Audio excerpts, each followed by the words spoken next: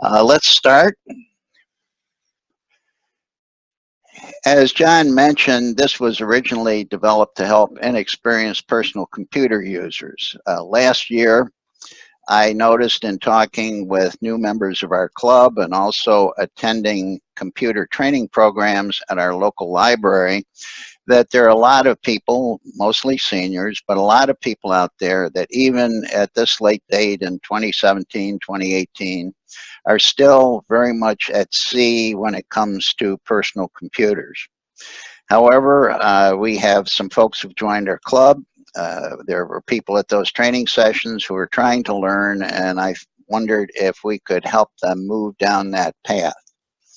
So I put together a program that we gave in July of last year to our club, and I was pleasantly surprised to notice that some of our more experienced members also found this program helpful. And when I thought about it a little bit, I could see why, because the whole idea behind it is to present a plan, an approach that you can use to move from where you are today in computing to where you want to go. And if you think about it, that really applies to all of us.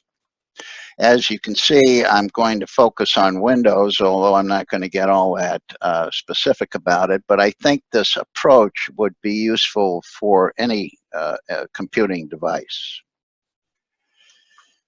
Let me qualify my use of the word expert.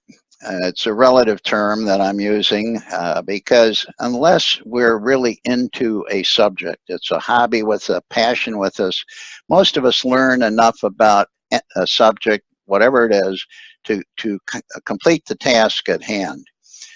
We do that two ways: by what we internalize, internal knowledge, and by learning where to turn, who to turn to find some help, find some additional information that you don't personally know.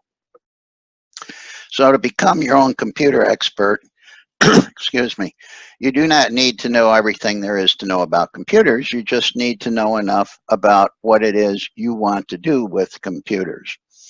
I couldn't help but think of an analogy as I was putting this together. Most of us, once we've learned how to drive a car, when we go to buy a new car at the dealer, we sit down with them and we say, okay, let's see, where's the ignition, where's okay, here's the turn signals, yep, how do you adjust the seat, okay, the mirrors, and you kind of go through a quick position where everything is. You say thank you very much, turn the ignition key, drive the car off the lot, and when you trade it in at the end of the 6 or 8 years you've had it, the owner's manual is still sitting in its original plastic case in the glove compartment. So you have not internalized everything there is to know about that car because you didn't need to. But if you ran into a question, ran into a problem, you knew where to look. Check out your glove compartment.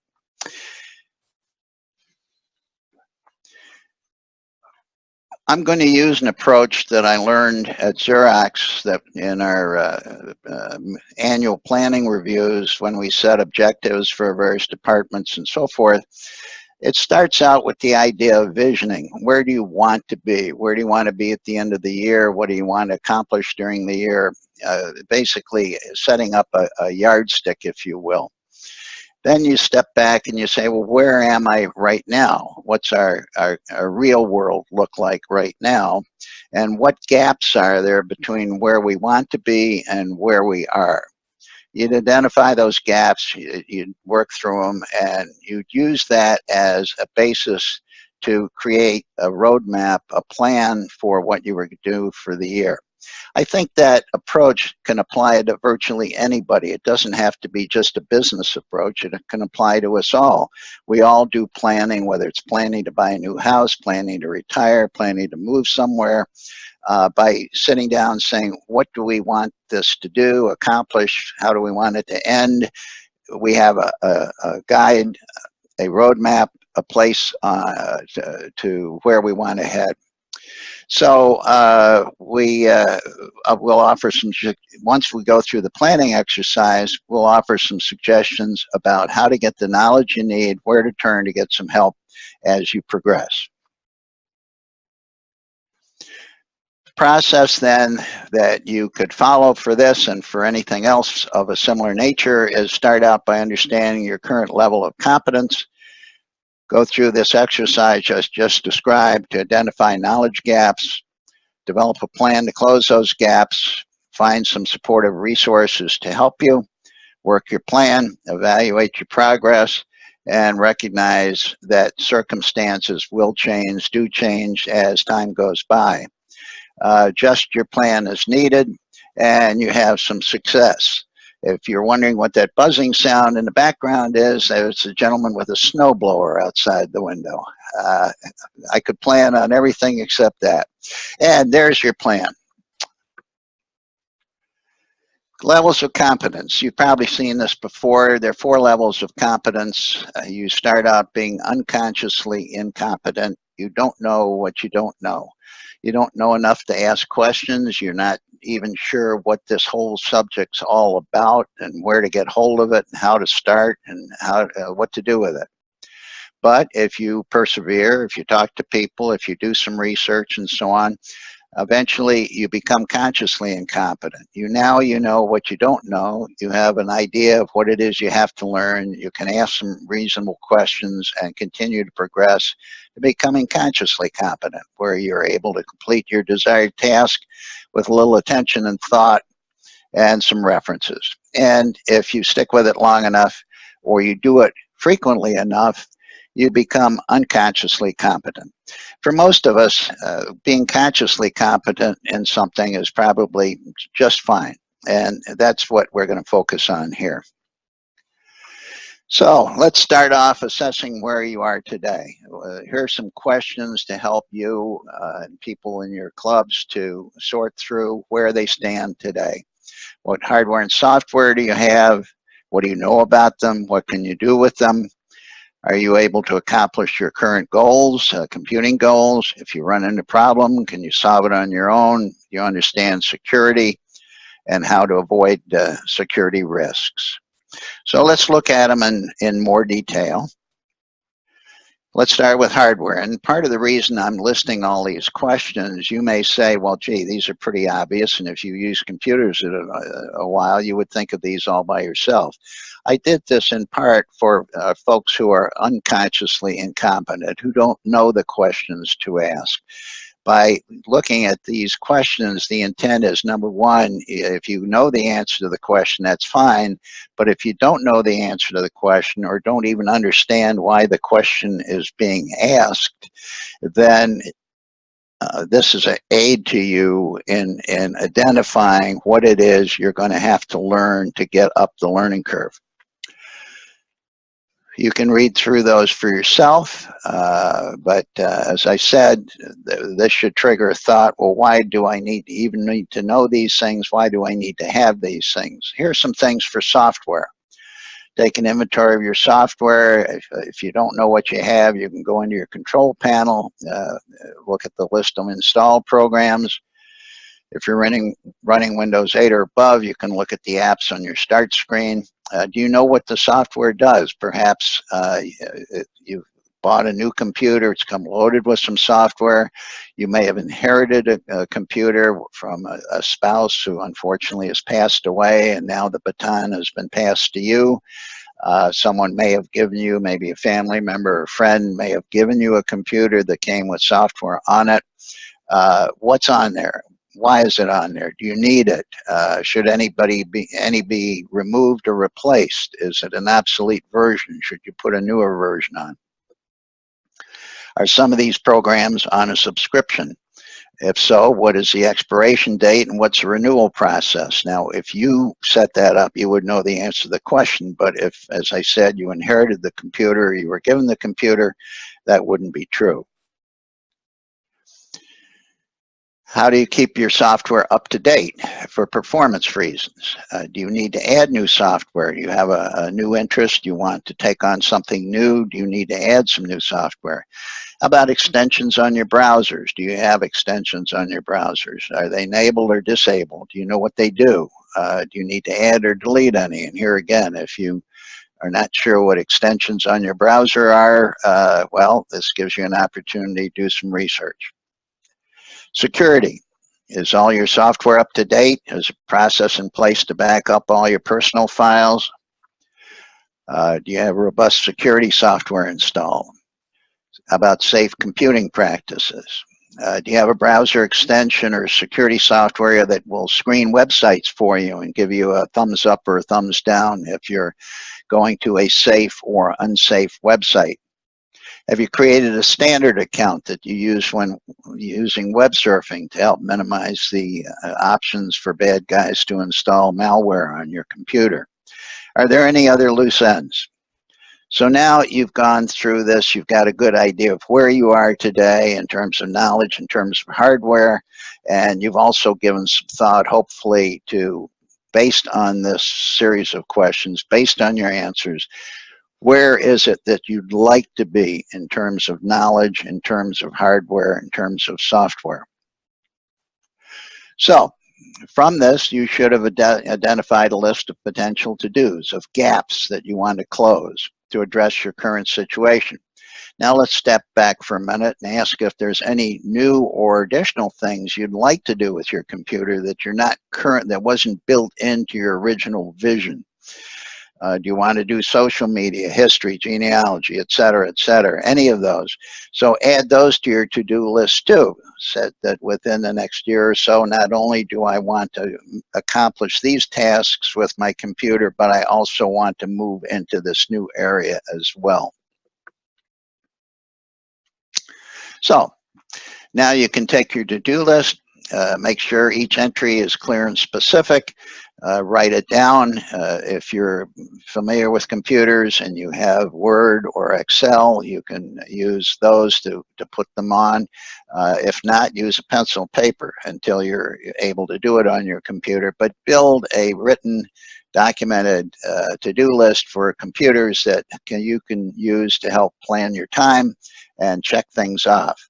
What's the relative importance of each item on your list? And I would add to that, are there any prerequisites? In other words, do you have to complete task A before you can complete task B? And if so, factor that into your planning. From that, you develop a game plan, and off you go. And so in the following slides, we will suggest ways in which you can get the information you'll need and how you can enlist support as you move. And a final thought, accept that you will be shooting at a moving target. I have some books that I bought 40 years ago when I had my first house on how to paint, how to do minor plumbing repairs, electrical repairs, etc. I still have those books. Why? Because they're still relevant. Much of what's in there is still true today. That's not true with computers. Things are changing, as you know, at a rapid rate. Technology's changing, equipment's changing, etc. And so new opportunities are arriving, new risks are arriving. Accept that you'll be shooting at a moving target as you do your planning process, and you'll need to update your plan as you go along. Okay, let's start with computer reference books. I recommend that you start off with a general computing reference book. Not necessarily a specific one about here's one on Windows 10 or here's one on Microsoft Word or here's one on Quicken, but that you start out with general computing books, and I'm going to show you 3 examples on the next slide. You can obviously buy more specific guides as well. I encourage you to check out the selection online booksellers, Amazon, Barnes & Noble. Go to your local library. My library, and I suspect many libraries these days, has a dedicated tech section. You can browse the titles there. You can see, look for general computing books, and you can see a whole range of specific computing books.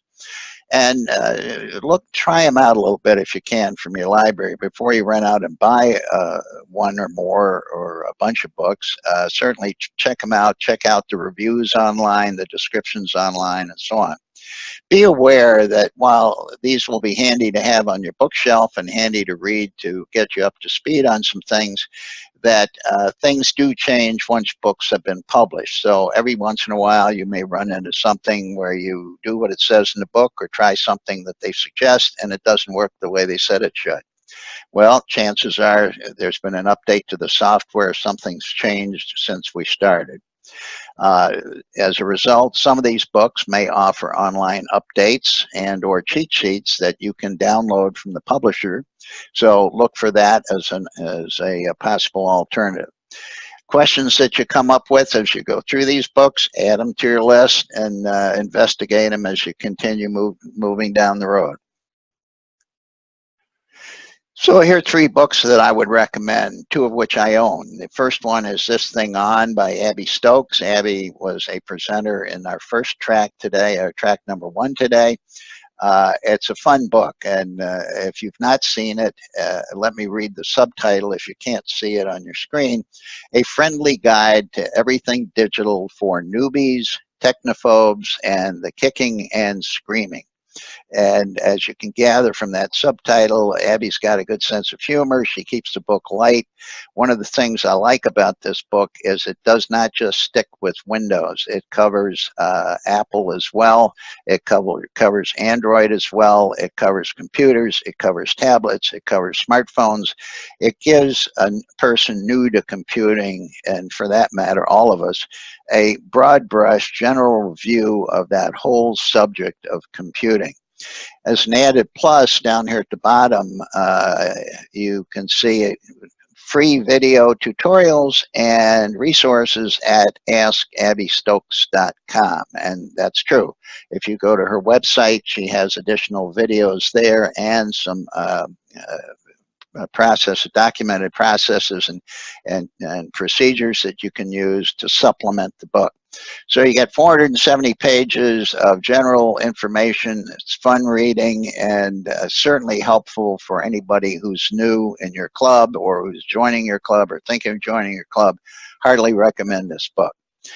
This book by Michael Miller is the 8th edition, so Michael's been at this for a while. It's a Windows-based book for Windows computers, but it covers a lot of stuff. It's about computers. Also, I consider very worthwhile, and these are my 2 background books. Here's one I got from our local library, Computers for Seniors for Dummies. It's one of the Dummies series books. Nancy Muir has written a large number of computer books. It's a large type book, so that may be attractive for some of your members or for you. And it also covers, it's a Windows-based book. It's also based on Windows 10. It is somewhat duplicative of Michael's book, but I encourage you to check out and consider these. Where else can you turn? Well, computer newsletters and e-magazines. Newsletters include Kim Commando, who also offers a radio show, has a website, has information on her website, and How to Geek, which also has a website, obviously, but less on the website. It's kimcommando.com, howtogeek.com. These come, they're free. They come, in the case of Kim Commando, probably 5, 6 a week, maybe 7. How to Geek, probably 3 or 4. Each newsletter contains probably 5, 6, 7 articles. You can scan through them, pick out the ones you want, and save them, read them. They're very informative. I should make a comment about newsletters. If you were to search for tech newsletters or computer newsletters online, you would get an awful lot of newsletters designed for IT professionals. So you have to kind of sort through these, and that's why I suggested these 2, because these are oriented much more toward the personal computer user. E-magazines, and I'll show an example from that on the next page. E-magazines, PC World and PC Magazine have been around for a long time as print magazines. They made the decision a few years back to go to online magazines, probably because of the cost of printing and distributing the print magazines. But they're still in business and they're still chugging along, and they are, let's say, a higher level whereas Kim Commando and How to Geek focus on specific computer-related issues and software issues and security issues. PC World and PC Magazine are a little bit higher level. They do product reviews. They talk about trends in computing. They have some more general news about new operating systems, new software that's coming out. They're a supplement, not a replacement for the newsletters. You may be able to get them free through your library, RB Digital portal, otherwise by subscription at Zinio.com. Tech websites also are another source. As you cruise the internet, you run across those. You'll see links to them from general news items sometimes or from these newsletters. Here's the article I mentioned from How to Geek. This is not the newsletter itself. It's one article that was in the How to Geek newsletter about what's coming in Windows 10 update. This Microsoft is updating Windows 10 twice a year, major updates twice a year, spring and fall. This is the spring update for 2018. And they describe what they expect to see in this update when it comes. Interesting article, but it's typical of the kinds of articles you'll find. Where else can you turn? Well, participate in training sessions and programs.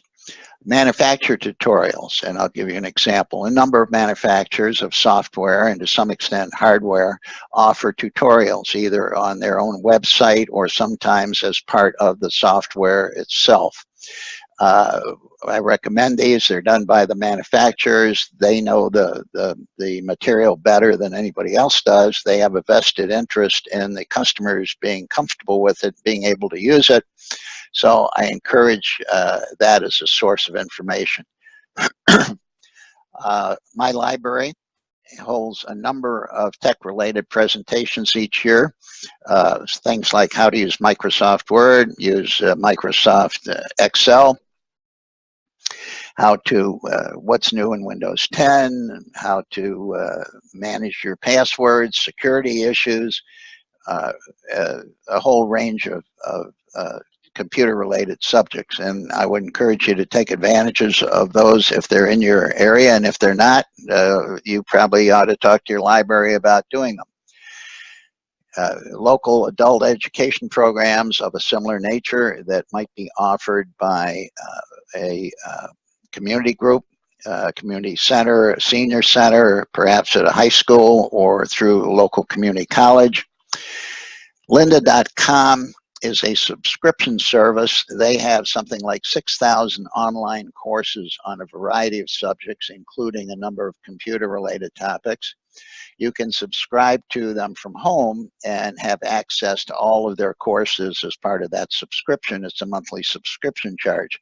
However, some libraries offer this as a free benefit to their customers, mine being one of them. So I can access lynda.com through my library and access those courses for free. So that's worth checking out in your neighborhood. Another place is udemy.com. They also offer online courses. These are courses that have been developed by freelancers. They work out an arrangement with udemy.com to display them on their website, and you can sign up by the course. So you might go to their website, do a search for, let's say, Microsoft Excel, and up would come 4 or 5 different courses from 4 or 5 different presenters or preparers, along with ratings, star ratings and reviews, and you can take your pick and look at the price for each one, select the one you want, sign up for it, and it's yours for life. GCFLearnFree.org is a similar type website, similar to udemy.com, except that their courses are free, and I'll show you an example of that. And then, of course, computer club presentations. If you're a member, no problem, just show up and enjoy the presentation. But if you are sharing this presentation or along with folks who are considering joining your club, it's just one more reason to come aboard. Here's an example of tutorials. This is, I was looking for information about one of the programs in Microsoft Office. So Microsoft, as I'm sure most of you know, has their own standalone website for Office. It's www.office.com. So you go to Office and you click on Support, and it takes you to their support page, which offers installation support, account support, training, admin. You click on Training, and you get to the Office Training Center, where you can learn the basics or how to do it on a collaborative basis, be more productive at work, and so on. But since I'm doing a PowerPoint presentation, how about if I learn by app? And so here's PowerPoint training. Here are getting started. Here's a roadmap of, that you can print, downloadable PDF to give you an idea of how these courses link together. Here's 4 lessons on creating presentations, 9 lessons for add format text, design, present slideshows, audio and video, and when you get down here, you can do animation and have the dancing folks with flags and all sorts of exciting stuff. But this is all free. You can work at your own pace, and they have them, as you could see, for all of their Office products. Now here is an example of GCFLearnFree.org. This is their main, you can see that's their address, and this is their main screen.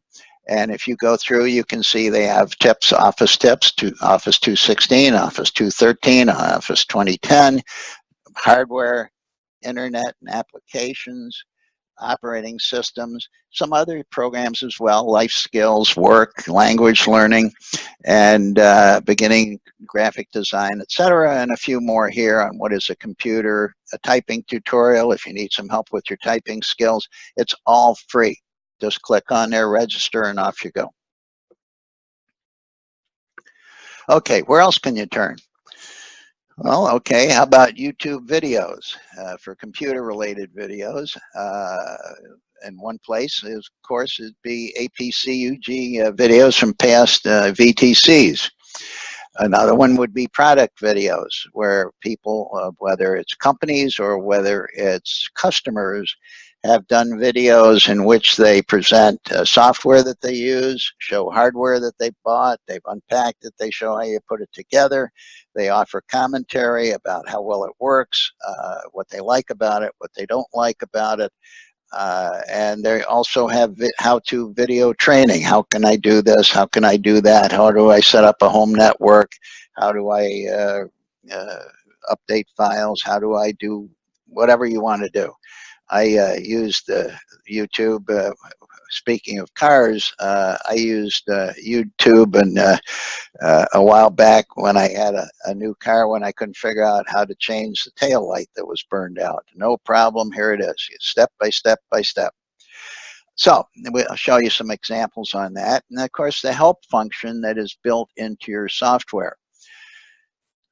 Most, I would say most software probably has a help function built into it somewhere. Part of the challenge is to find out where, that you can stop what you're doing right now, go to help and say, why is it doing this, or how do I make it do that, and so on. So these are things you can do while you're using the software. These would be things you might do to help build this base of knowledge that you are looking for to carry you along the way.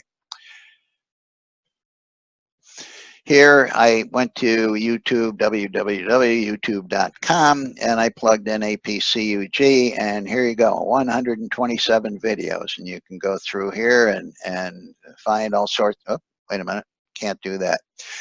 Can go through here and see all of the 127 videos and pick out ones that look of interest to you. Here's another YouTube page. I just plugged in a question, how to set up your email. And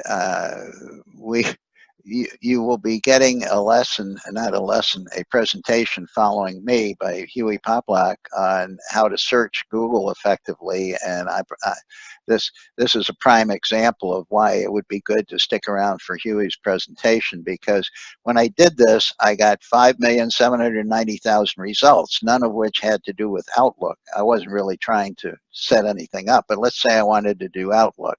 So didn't work. So obviously, just like in Google, I find it hard to believe there are 5,790,000 videos in YouTube on how to set up your email, but that's what this seems to indicate. But in any event, redo your search query to get exactly what you're looking for, so it'll be in the first page and you'll be ready to go. How about how to use Facebook? Just another example, and started out with an ad, and I tend to skip over those and go to the first ones that are not ads. And here's one on how to use Facebook, and it's from Tech Boomers, and that sort of rang a bell with me, so I clicked on this to go to it, and lo and behold, took me to Facebook, to the Tech Boomers website, and it reminded me that there had been a presentation at APCUG a couple of years back by the gentleman who started Tech Boomers. So I'll show that in just a minute. So those are some examples of YouTube videos that you could get to help build your base of knowledge, or help with a how do I do this kind of a problem, or how do I solve this kind of a problem. Actually, here is Tech Boomers.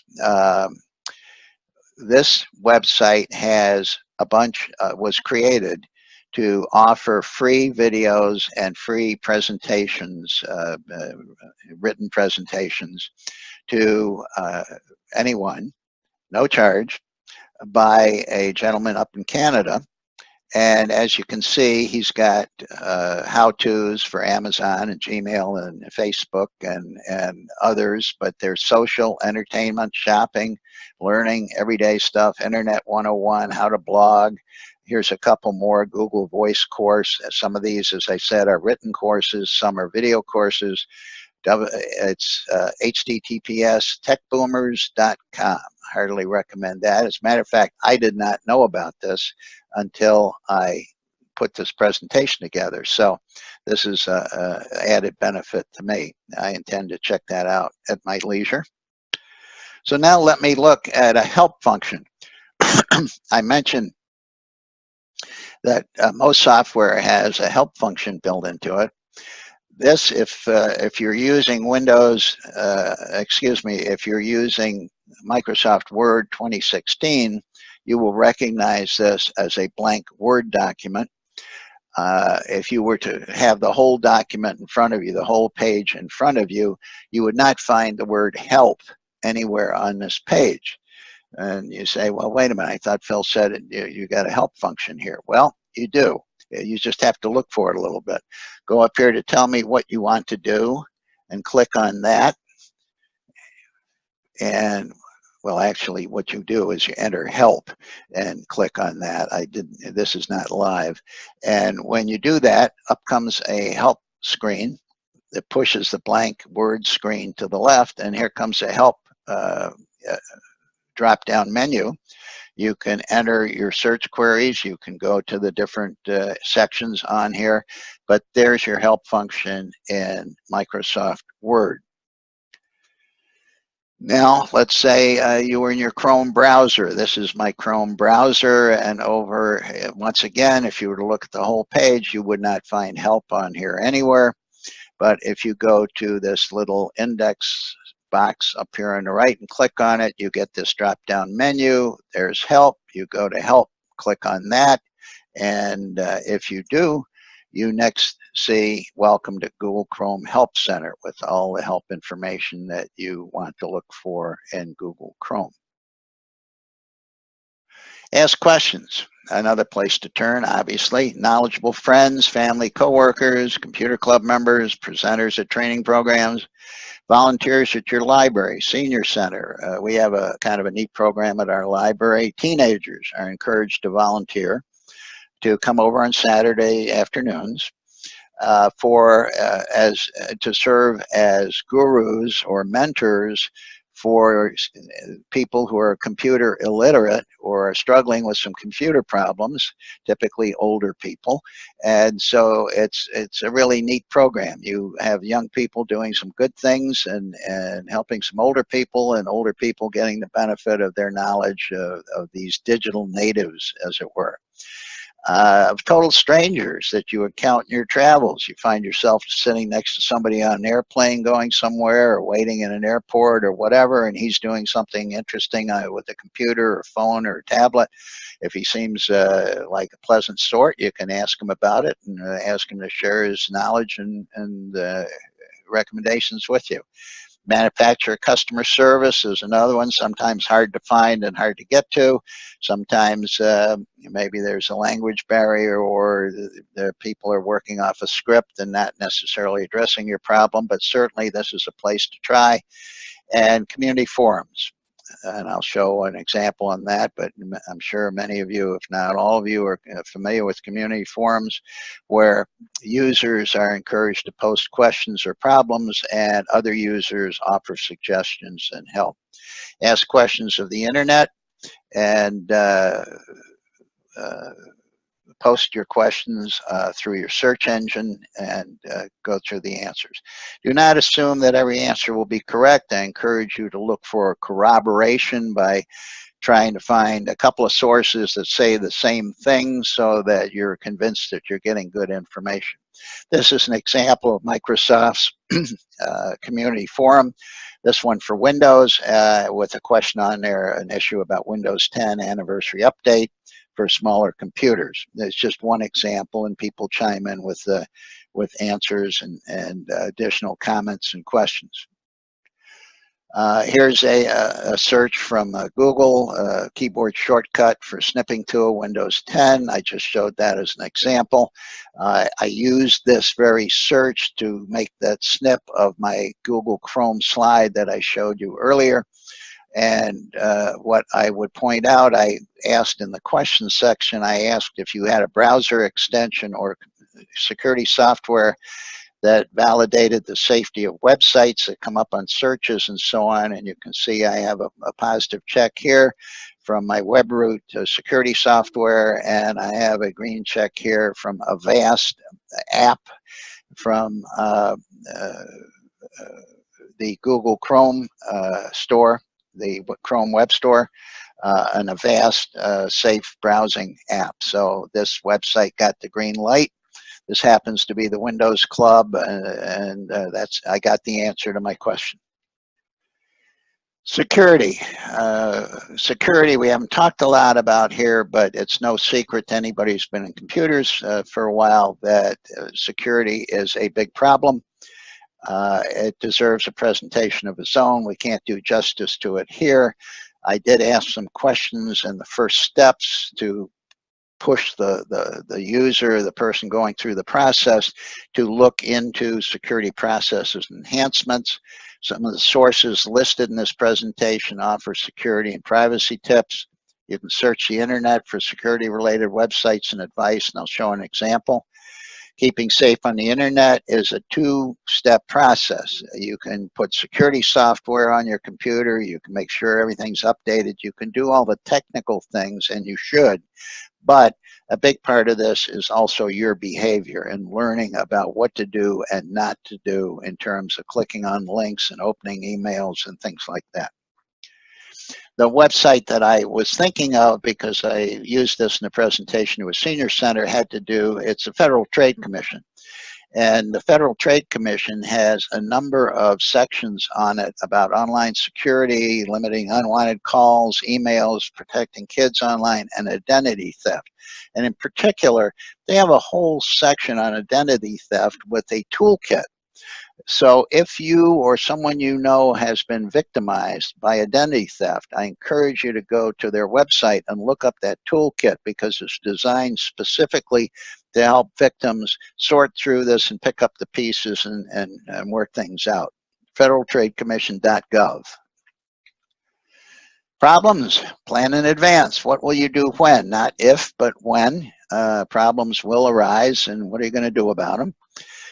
Suggest that as you gather information, you gather resources, you organize it so you can easily access it again instead of it's somewhere in this great pile of stuff or these files in your computer. Develop a contact list of trusted human helpers, the people who your go-to folks for computer questions. Set up a group email in your contact list for ease in posting a question, so you can post a question on an email to all of them at the same time.